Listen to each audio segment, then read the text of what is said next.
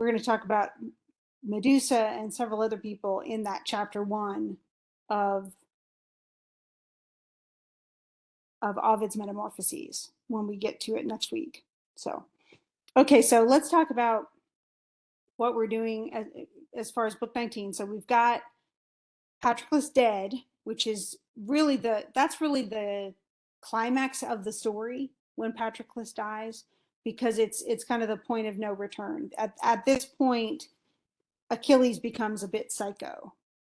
And there's certainly been questions about, were Patroclus and um, Achilles more than friends? We don't know. What we do know, though, like even at the beginning of this, so here comes dawn, and Thetis reached the ships with the armor that the god had given her. So she essentially went. Achilles begs her, "Hey, please, could you get me some new armor?" Because when Patroclus was killed, Hector, who killed him, even though he was assisted by Apollo, Hector, and actually Patroclus had already been wounded by 2 other soldiers before Hector finally did him in. And he says that. He says, "You're the third person to attack me. So, you actually didn't do it by yourself." But Patroclus is dead, but his armor is stripped off of him. And that's pretty typical. Armor's expensive. So if you can win somebody's body and get their armor, then that's armor that your army can use. So all of Achilles' armor has been stripped away and taken by the Trojans. So Achilles says to his mom in a previous chapter, actually a couple of chapters ago, which we didn't have to read, he says, Mom, please, I'm so devastated, but I need to fight, but I don't have any armor because they took it." And so she goes, "Don't worry, in fact, there's a whole chapter, almost an entire chapter is devoted to the creation and the description of his new armor, because it's made by Vulcan, the blacksmith of the gods. Hephaestus is the Greek name. And so now she brings down his armor, but she found her son fallen about the body of Patroclus and weeping bitterly. So she brings the armor to him, and he is he's so grieving. He's absolutely devastated. And she says, she goes, "It was fated, it was by heaven's will that he has fallen. And so, we have to let him go. Grieve as we may, we must let this man lie." So she goes, "You need to stop grieving. Here's your armor that Vulcan made you, and nobody's ever worn it before. It's made for you." And everybody was awed by the armor, so it's super fancy. But Achilles gets mad. So he goes straight from super grief, where he's bawling all over Patroclus, to being absolutely um, he's ready to go kill. He says, "I will now arm," and essentially he's worried about Patroclus's body being like rotted or something while he's gone. He goes, "Don't worry." He goes, "I'll protect him from the swarms of noisome flies that prey on the bodies of men who've been killed in battle." So, and that actually happens to another person later on in this reading, because Hector's body um, actually is protected by the gods as well. So she says, "Don't worry about his body while you're gone. Just go ahead." The Greeks are assembled. "Unsay your anger against Agamemnon. Arm at once and fight with might and main." So she goes, "Okay, don't worry about Patroclus's body. Go out there and be awesome." And so he goes out and he cries out to the Greeks, to the Achaean heroes. And remember that he hadn't fought for probably, weeks, if not months. And Achilles says, "Okay, let's go." He even says, "It would have been better alike for both you and me." That's to Agamemnon. "When we two were in such high anger about Briseis, surely it would have been better had Diana's arrow slain her at the ships on that day when I took her after having sacked." So in other words, he's saying, we fought over Briseis and she seemed so important, but it would be better that she had died, so that someone more important to him, aka Patroclus, wasn't killed. Plus, all these other Greeks were killed. And so let it be. And he says, he goes, now, however, let it be, for it's over. If we've been angry, necessity has schooled our anger. And he's not angry at Agamemnon anymore because he is absolutely enraged at Hector. And so the Greeks are all like, yay, he's put away his anger. And he's like, and Agamemnon says he's pretty happy. And essentially he's saying, yeah, sure. I mean, these are a lot of little speeches. And these kinds of speeches, essentially he talks about people who are women who are false, and including, for instance, Juno or Hera. And she says she can lie and stuff like that. So there's a lot of women bashing here. um, and that kind of thing is pretty bad. But then essentially Achilles says, okay, it, you can, and he says, he goes, now that this is all over, I'm going to give you all your gifts, all those things I promised you, I'll give to you. And Achilles says, okay, you can give the gifts as you think proper, or you can withhold them. It's in your own hands. He doesn't care. So all those riches, remember, Agamemnon said, yeah, I'll give him Briseis back, and I haven't slept with her, and I'll give him all these other treasures if he'll just fight. And he says, no, I don't want any of them, I don't care.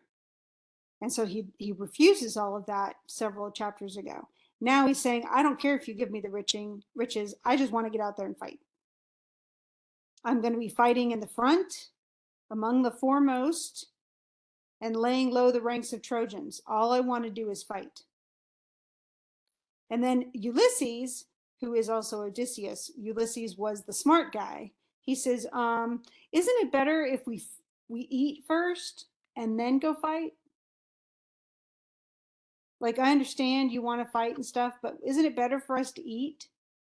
Because it's going to be a long battle. Let's get our strength, and eat, and have some food, and make sure that we rest and everything. Shouldn't we do that before we go fight? Because Achilles wants to run out there right now. And Agamemnon says, yeah, okay. So Achilles, just wait a bit and we'll eat. And Achilles says, I'm not eating. And he's mad. And he says, would you have men eat while the bodies of those whom Hector, son of Priam, slew are still lying mangled upon the plain? Like, he says, I can't. Let's not. Let's go out and fight now. And he says, as for me, Patroclus is lying dead in my tent, all hacked and hewn, with his feet to the door, and his comrades are mourning round him. Therefore I can take thought of nothing save only slaughter and blood and the rattle of the throat of the dying. So essentially he says, well, I'm not eating. And Odysseus says, okay, great, don't eat, but we're going to eat. And so they do. They're going to eat. And Achilles is like, he walks away and he's just not going to eat. And they actually, eat a whole like pig, a boar. And so let me get the chat thing down just in case you don't have any new ones. Okay.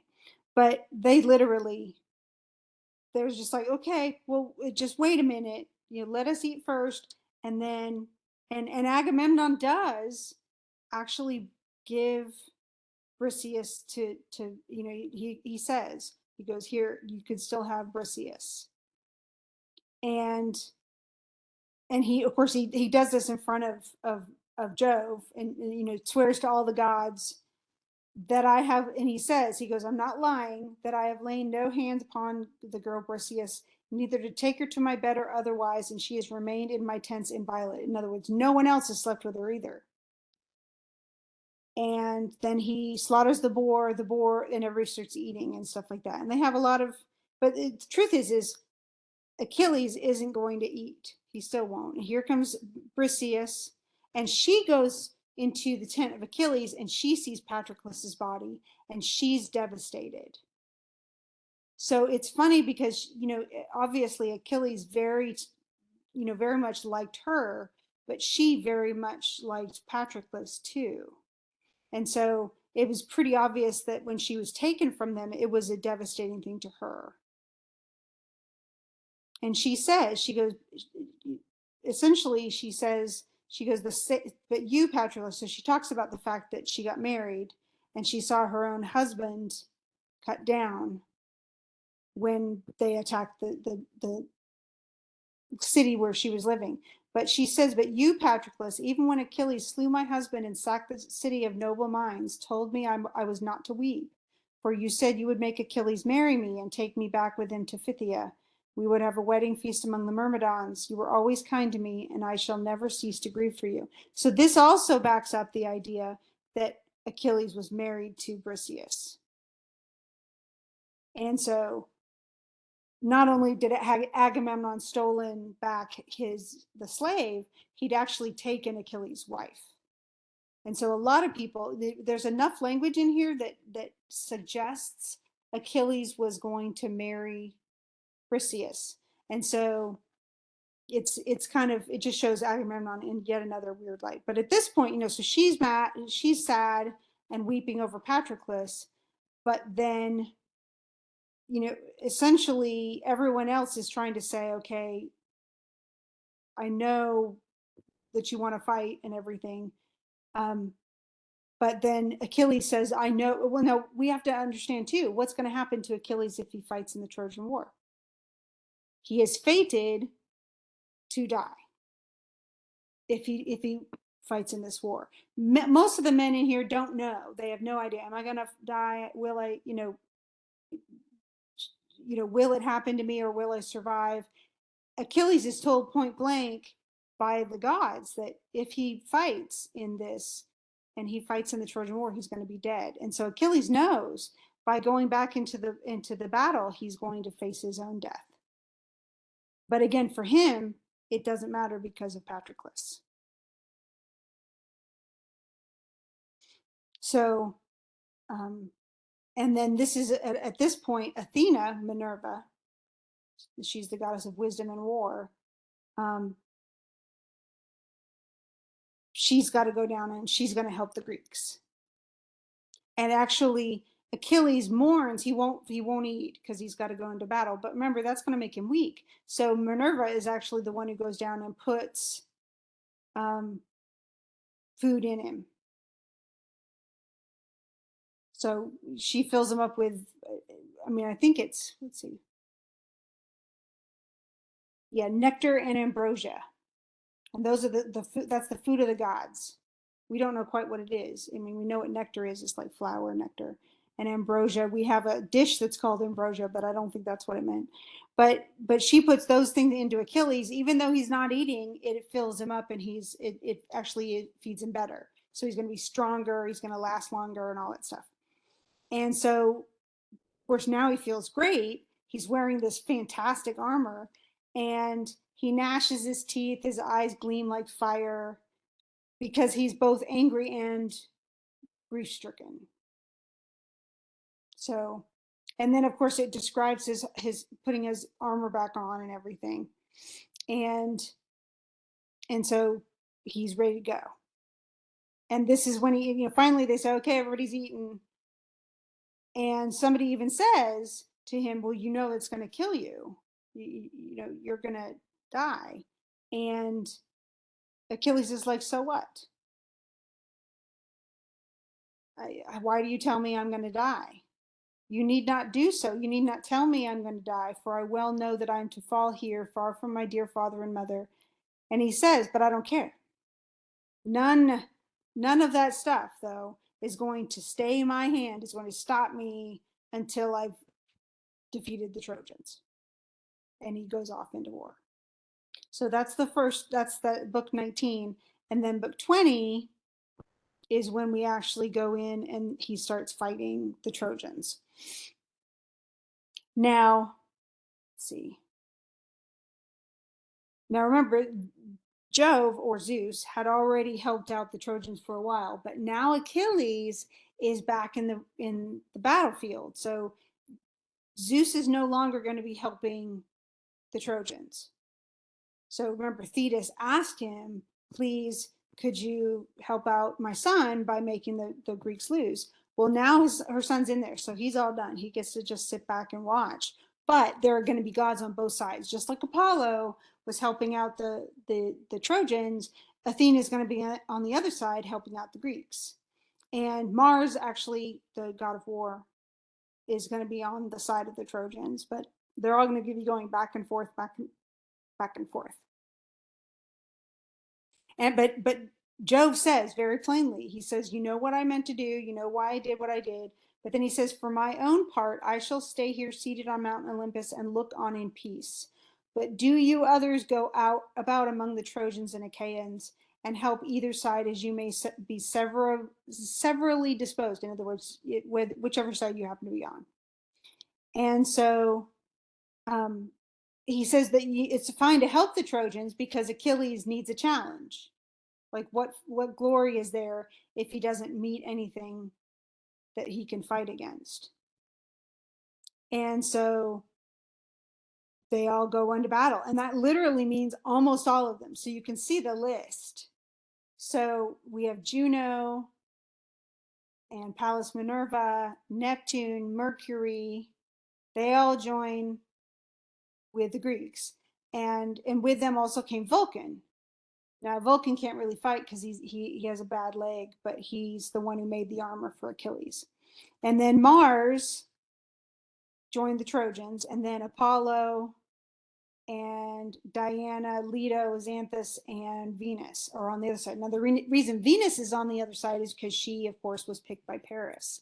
So she's in the beauty contest. So she's going to, but she's not much of a fighter. We didn't read it, but there's actually a place where she gets stabbed in the hand by one of the warriors, and she runs away to Olympus. She's so upset, but she's not really a fighter. But they can do other things, and this is what's really important: is the gods interfere with everything, and that's it. I mean, this is a Greek idea that their gods are ever present and always doing stuff. But that means they can make things go wrong if they hate you, or they can make things go right if they like you. And so there are several times when a warrior will be defeated or will die because another god is essentially manipulating what's going on, or a warrior is about to die and he gets whisked away so that he doesn't die. This actually happens to Paris several times. He's not much of a fighter, but every time Paris looks like he's about to get killed, then Venus comes in and she saves the day, poofs a cloud around him so nobody can see him, and then spirits him back behind the walls of Troy. And so it's very common for that to happen. But one thing that, I mean, what is it Achilles wants to do? Does he want to kill a bunch of Trojans? Yes. Who does he really want to kill, though, more than anybody else? Who's on his hit list above the others?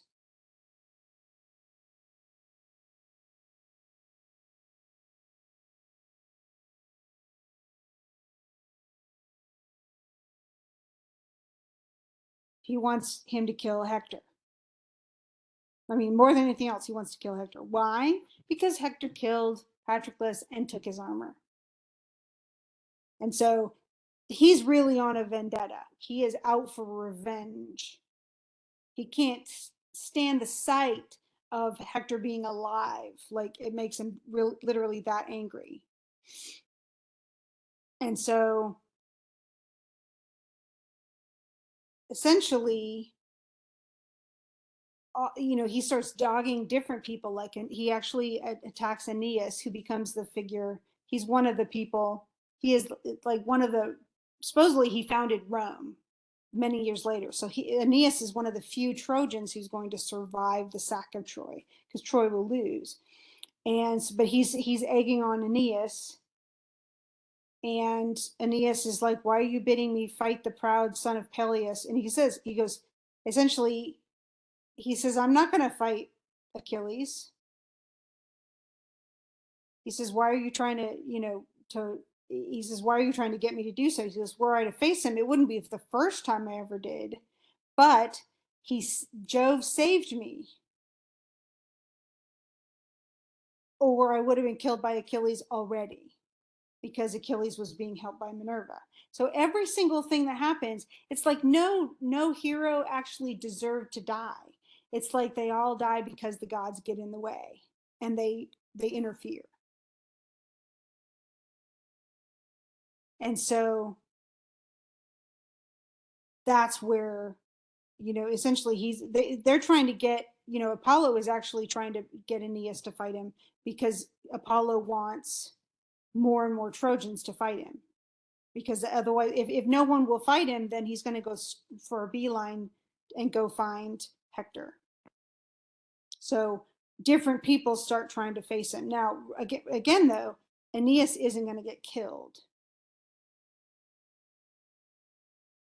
And the reason he's not is because he has his fate is to live longer and then go found Troy someday. But essentially, all the gods know what the other gods are doing. It's almost like, okay, if you were in a whole, I don't know, something, you were on the battlefield or something, and then you can't see the gods, but they can see each other. And so they're doing things to manipulate stuff, but only rarely do warriors actually get a glimpse of one of these gods doing something. So if you aim at something and you don't get there, well, that's because, Zeus made your arrow go astray. It's not because you didn't aim it well, it's somebody else's fault. So, if you're in the Olympics and you lose, it's because some god got in your way and not because you really were the inferior athlete. So I mean, they want to make all the heroes brave, and so that's great. But the it just means everything's the gods' fault. The reason this war started is the fault of the gods because of the Paris had to do the beauty contest, and then essentially was allowed to steal a woman away from her husband. But all of this is the gods' fault too. True. I mean, it's because the gods are all manipulating things and they don't care, and they just want their side to win or the other side to win, or they want a good battle. Mars is the god of war. He just wants people to fight. He likes to see slaughter. He's just kind of, violent and greedy. So they're all deciding what they're going to do, but then we get to, so Aeneas actually starts in the attack, and the son of Peleus, which is Achilles, from the other side sprang forth to meet him. So, it looks like, oh no, they're gonna fight. But remember, Aeneas can't die. But Achilles even says, why are you standing out before the host to fight me? And he says, are you wanting to be the next king of Troy? Because Aeneas is one of tons of brothers that are all sons. Priam had at least 50 sons, supposedly. He says, no, even if you kill me, Priam's not going to hand his kingdom over to you. So I don't know why you're acting all brave. And Aeneas is just like, oh, don't act like your words are going to scare me as though I were a child. Like, excuse me, I actually am brave. And he starts, it's almost like they're doing, how the boxers do it before they go on a boxing ring? They kind of like trash talk each other. Well, that's what they're doing. So they're both kind of bragging, and then they're both trashing the other person and stuff like that. They're going to claim, oh, well, I'm going to go ahead and I'm going to kill you. No, I'm going to kill you. Well, I'm smarter than you. Well, I have better parents than you do. Well, I'm brawnier than you are. Well, I have better armor than you have, and you're going to die. No, I'm going to kill you first. I mean, literally, they go back and forth. But then, of course, they actually um, throw stuff. Remember too, Achilles can't be really hurt except in his heel, because even though he's wearing armor that he really doesn't need, that's essentially the truth. So the son of Peleus held the shield before him with his strong hand, and he was afraid, for he deemed that Aeneas' spear would go through it quite easily. Okay, and indeed, Aeneas' spear did not pierce the shield, for the layer of gold, gift of the gods, stayed the point. So his new armor saved him. It went through 2 layers, but the god had made the shield 5 layers. And then the spear only glanced off of it. And then Achilles threw his spear and struck the round shield of Aeneas at the very edge where the bronze was thinnest. And so, but it goes into all of this detail. Am I going to quiz you on the detail? No.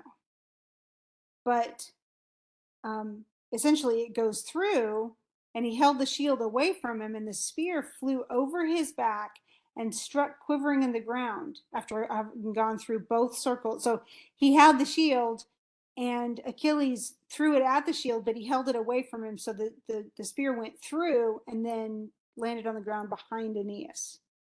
And so, um, and then Aeneas picks up a stone that two men wouldn't be able to lift. Two men, as men are now, would be unable to lift it. In other words, these warriors were way beyond what we are today. But Aeneas wielded it quite easily, and he would have struck Achilles either on the helmet or the shield. That's what it says. And but Neptune and said to he essentially says to the immortals, "Alas, I'm sorry for great Aeneas, who will now go down to the house of Hades." And remember, it is not Aeneas's destiny to do that. It's not his fate. So, in other words, Apollo got him to try to fight Achilles, but he can't win. And he even says, he goes, we have to do something to take him away. Let us snatch him from death's jaws, because otherwise people are going to be angry, because it's fated that he should escape. And so he has to get away. He shall reign over the Trojans, and his children's children shall become, they're essentially in a found realm. And of course that's not what the Greeks said. That was, but he's fated to rule. He actually is fated to rule. And what the Romans do is they take Aeneas and they go, yeah, he's fated to rule in Rome. And so, in some ways it's hard, because even if they want to save certain people, they can't save them unless if they are fated to die.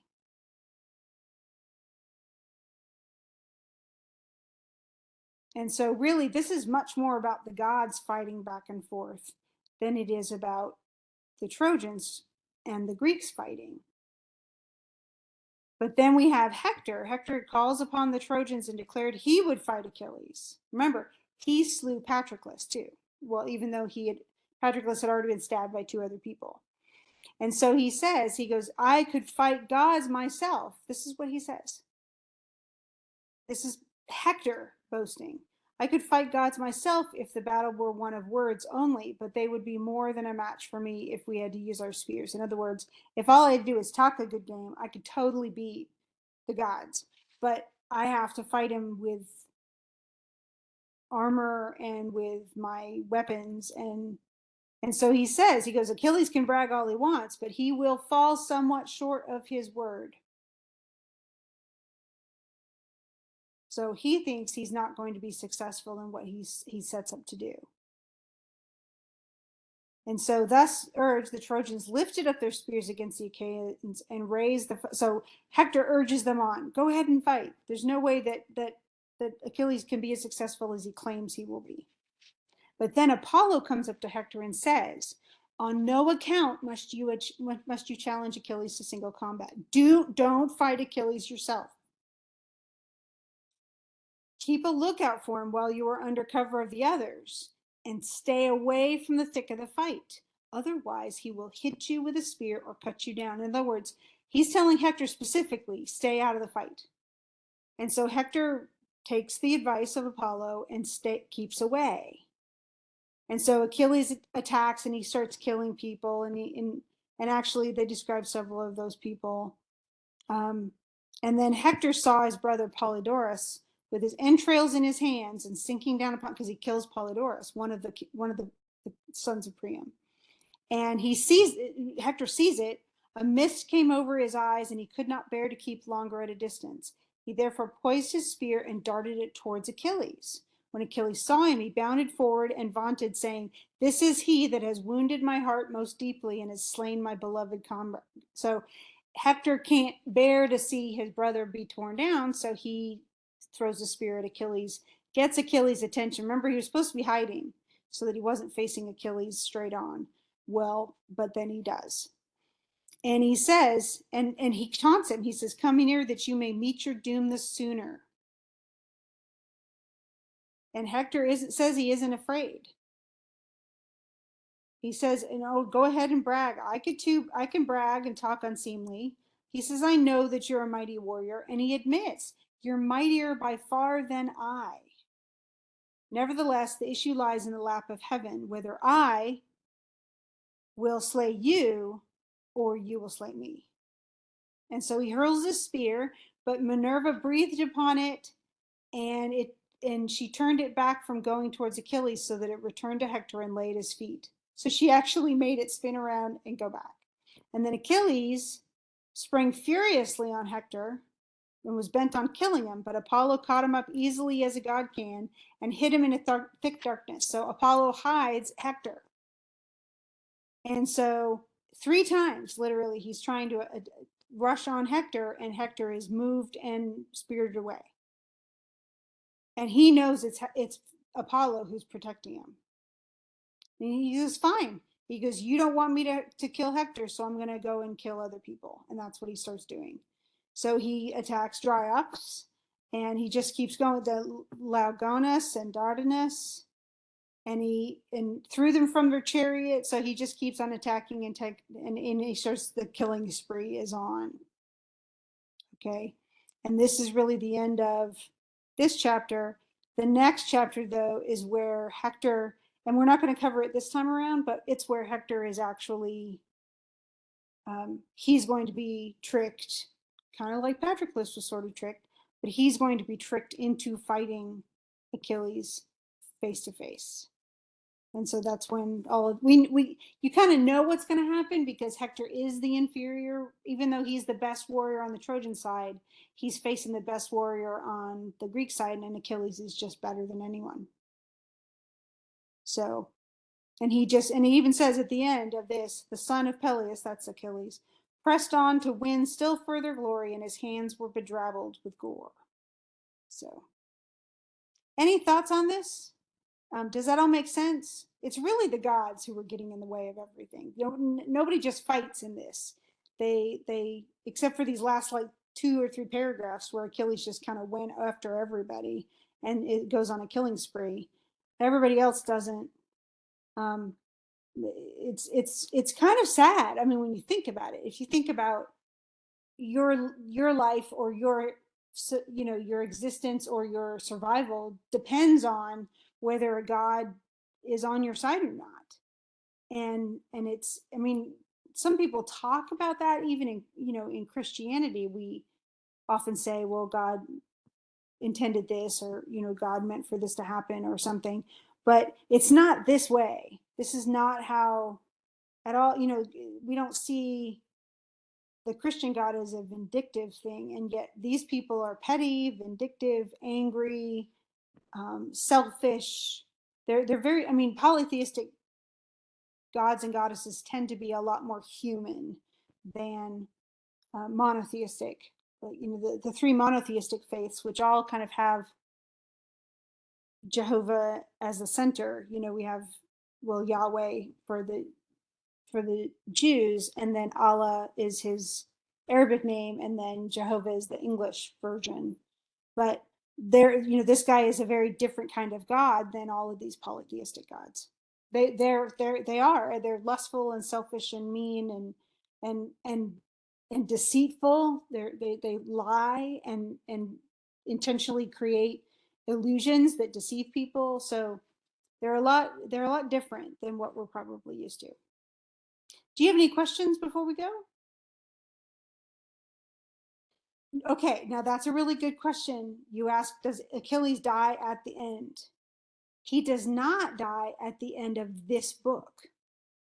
So it's funny because the Iliad is always seen as, oh, well, that's the book that covers the Trojan War. It really only covers a few, like less than a year of the Trojan War at the end, near the end, but it's not the end. So at the end, in battle, before they stop fighting, and this is probably when and this is a good thing for me to talk about actually, because it's important to know. We know about how the war started, with the beauty pageant and the judgment of Paris, but Achilles is eventually, what happens is he actually loses a shoe. So he's wearing his sandals and his armor, but one of his sandals falls off, and it's a god, of course, made that happen. But his sandal pops off, and so he's running around with one of his feet bare.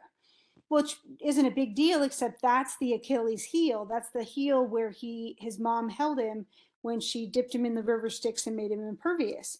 And so what happens is Paris, of all people, who doesn't normally fight, he's an archer, and he shoots an arrow that is guided to hit Achilles in the heel, and Achilles dies. But that doesn't happen in the Iliad. The Iliad ends with Hector's death and Hector's burial. Essentially, the last chapter is about the funeral rites for Hector on the Trojan side. And so, but then after Achilles dies, the Greeks pretty much know we're not going to win this if we don't have Achilles. And so, what Ulysses does, or Odysseus, remember, he's the smart warrior of all of them. He has them create a big wooden horse that's hollow on the inside. And it's really big and tall. So there's no way to bring it into the gates of Troy unless they do something to the gates and make it so that they can pull it in.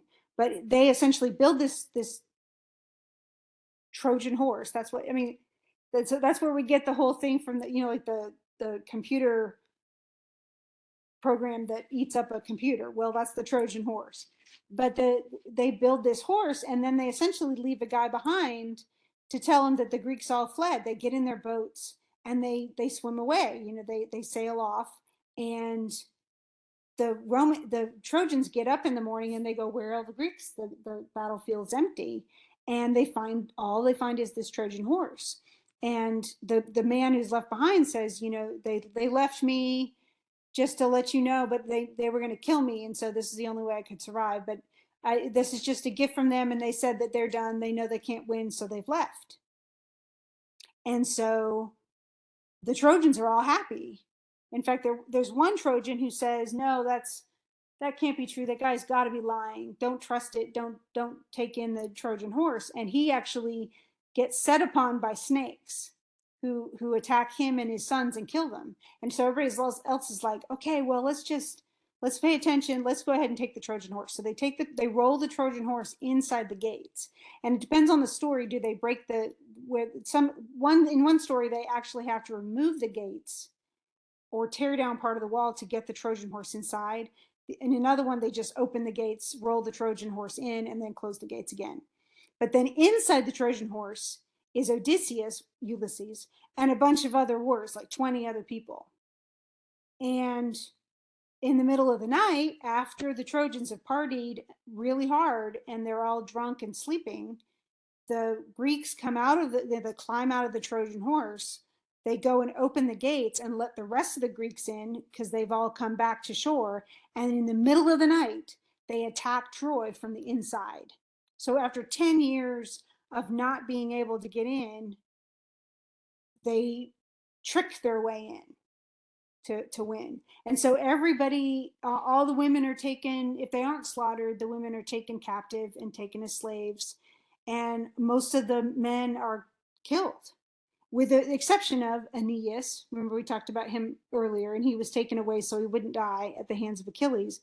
But Aeneas and several of his people escape and get in a boat and get away, but they wander around the sea, and then they eventually supposedly find Rome after landing in Carthage. But that's in another book, the Aeneid, and that's by a Roman poet, Virgil. And we'll actually meet the Roman poet Virgil because he's in Dante's Inferno that we're going to read some of later in a few more weeks. So, other questions? So Achilles doesn't technically die in this book, but he does die in the war, like he was fated to die. Okay. Well, thank you for coming, Iverson. Sorry about all the technical difficulties at the beginning. And I will, we're going to meet tomorrow. You don't have to come, remember, but if you can, you feel free. And then we're going to meet. I'm just going to use the tag, go ahead and go to the Tuesday meeting. I'll put a little note in there in the morning that just, make sure for the Thursday meeting, just go to the Tuesday class, and I'll open the link that way too. Thanks, Iverson. See you later.